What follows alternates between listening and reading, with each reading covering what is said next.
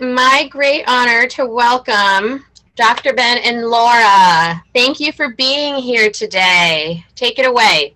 Woo! Woo! Thank you so much, Isaac. I'm so happy to be here, and I'm so glad Peps brought us together, Laura, because I've been looking forward to meeting you for the longest time. You're one of my heroes, and no pressure, but I'm just glad to have a chance to talk with you. Very generous of you and kind. Thank you so much. I mean, I have been following your work for so long, and I haven't been up to date on the latest work that you're doing. But I just my gratitude for all you have done. So many levels, run so deep. So I was really looking forward to this conversation as well.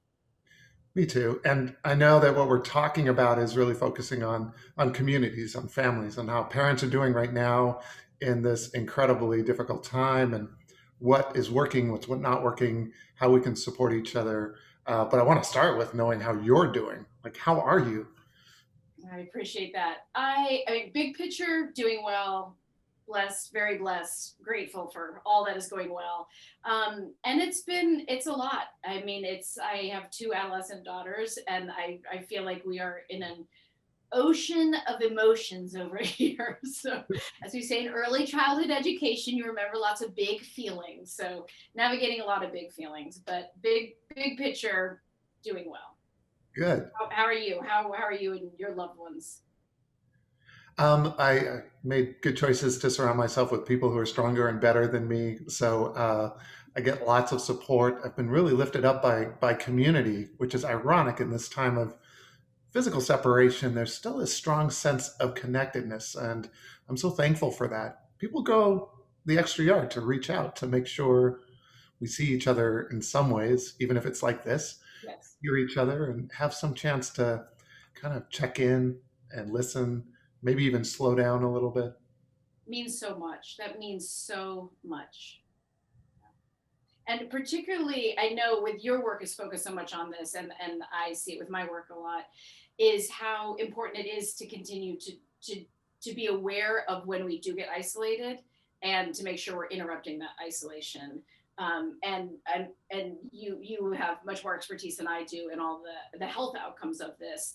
And I know with trauma, and as it applies to trauma and depression, how imperative it is that we are really mindful of being aware how slowly we can get isolated, and it can be really hard to tell when we're isolated, because it doesn't have to be with, you can be in a household full of people, and still feel really lonely and alone.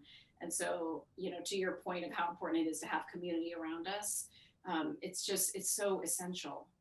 Yeah, you have to make it happen, but there are tools. I mean, I kind of think in a way that's what PEPS is at heart, is this connector, even across distances or spaces, and maybe perhaps especially when we're not supposed to be hugging and right in direct contact with each other.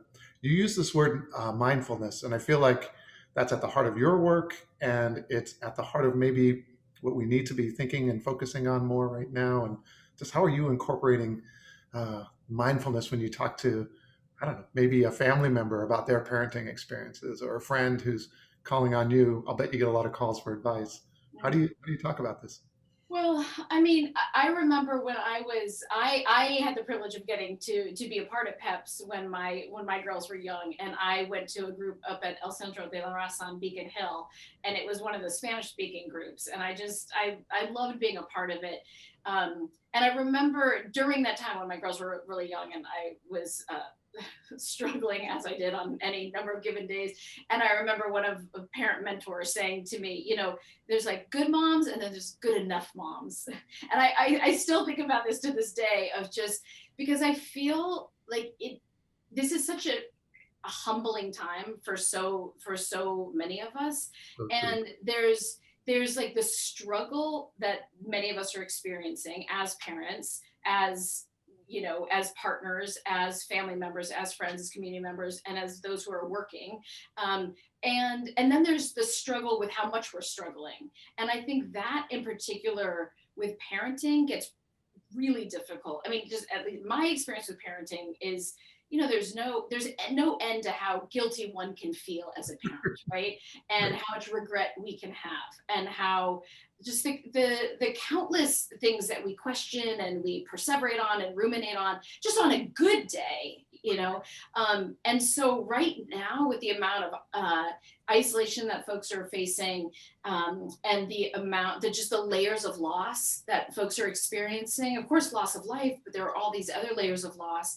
And then certainly, and I know your work has been so steeped in this, but when we think about those in our communities who are historically oppressed, historically marginalized, historically underserved, all those additional headwinds, that those families are facing, just what that means to be trying to get through this time and do what you can to be the parent you're wanting to be, but also try to be realistic with yourself, and also try to muster some compassion for ourselves during this time.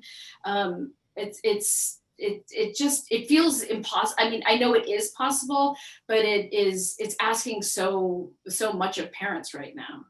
Sure, it sure is. I mean, there are extra jobs, just face it, right? Suddenly a teacher, you're a home business, you're all of those things, and you're a parent, and it's a 24/7.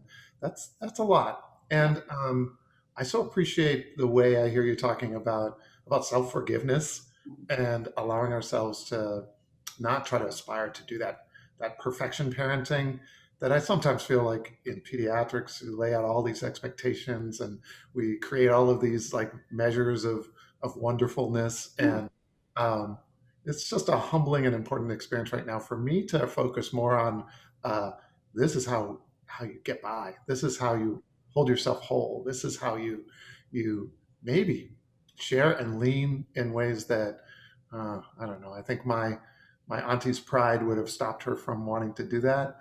And so you need skills, you need advice. We're adults that keep learning, and we need the actual tools that help us maybe rely on each other in Right. ways that we haven't before. Right. Give ourselves grace. Yes. Grace. I keep hearing that term come up, and I don't think I understood the idea of grace anywhere like I do now in this moment in our history. No, that's right. Absolutely. Yeah, it's interesting you're saying that, because it's just community after community who I'm working with right now, and we talk so much about that, like having some humility, having grace, and being able to extend that to ourselves too, right? And again, as parents, I think so many parents are being are really skilled at being kind, with their kids, and empathetic with their kids, and loving with their kids, but that the ability to apply that to oneself, it can be really challenging to do. And I know for me as a mom, I mean, not proud of this, but so like on so many days, just the guiding mantra for me is just like refrain from causing harm, just like do no harm, like just as a parent, just like, can I get through this day and do no harm? And that's when they were like babies, babies, babies, and I was at that group on Beacon Hill. And it's now when they're teenagers, and you're just trying to, particularly when there's so much cognitive overload right now, and there's so much that's impacting as adults our own executive functioning, trying to have that intentionality and that mindfulness to slow ourselves down throughout the day, of just, okay, how can I just right speech, right conduct, right action, how can I slow myself down so I'm just not making anything worse today, and possibly accessing whatever like love, like demonstration of love, so this can be an edifying space. I can create a nurturing space, even with everything that's out of control out there, the horrors out there. I mean, there's pandemic, all the structural supremacy surfings, the climate crisis, our dissolving democracy, but still trying in this space, right, with those we're raising, to really be having this tangible nurturing that we're doing, and feel like that's enough, even though as parents, so much of what we struggle with is feeling like, problem. I think many of us as parents feel like we're never doing enough. So well said. Tangible nurturing. I feel like you bring in these high end and foundational concepts into the same space, which is so important. I so appreciate working in clinics that are very multicultural and have such a depth of ancestral experience that is so foundational and can teach so much to others about just what it is to be present and parenting at a pace that spans 1,000 years of wisdom. And then on top of that, be learning new things new tools, new ways of understanding ourselves as parents, understanding our relationship to children, to parenting itself, and layering those two together. I think that's really magical.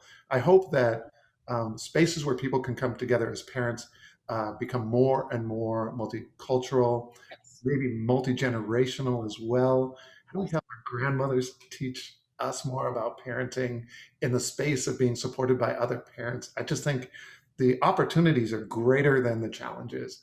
And I feel that more today than I did a year ago. So for everything that we're facing, I also think the future that we're facing has some incredible possibility. We made it to today. We made it to 2021, and I don't know if we could have seen ourselves doing as well as we are Right. when we looked at ourselves in May or July or something. Yeah, no, I hear you. I hear you. And I think that I think for parents, and I think that this is one of the things that PEPS is such a gift of PEPS is being able to, as parents, we can have, I think, so many blind spots of, just having a really hard time recognizing, is anything I'm doing working? Like, is anything, it just that, like, sometimes parenting can feel so not concrete. You're just like, well, I'm doing the basics, but who knows how this is all going to end up, and just we can have such focus on everything, we're not doing in the ways we want. And I think one of the things that's so beautiful about PEPS is being able to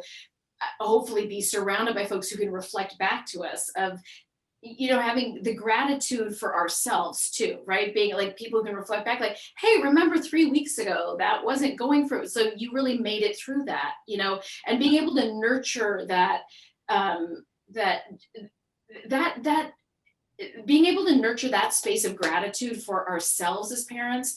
I think that's something, and to your point, doing that in community is really, really, really powerful. Yeah. Well, I've really enjoyed this conversation because it just has me just spinning with these ideas about grace and gratitude and self care and the ways in which we're more connected than we realize we are, and the opportunities that we have to be okay. And even in being okay, we're kind of being great. Yeah. Just think that's an interesting idea. Thank you so much for this chance to connect and talk a little bit. I hope our conversations continue. Oh, Uh, I hope so too.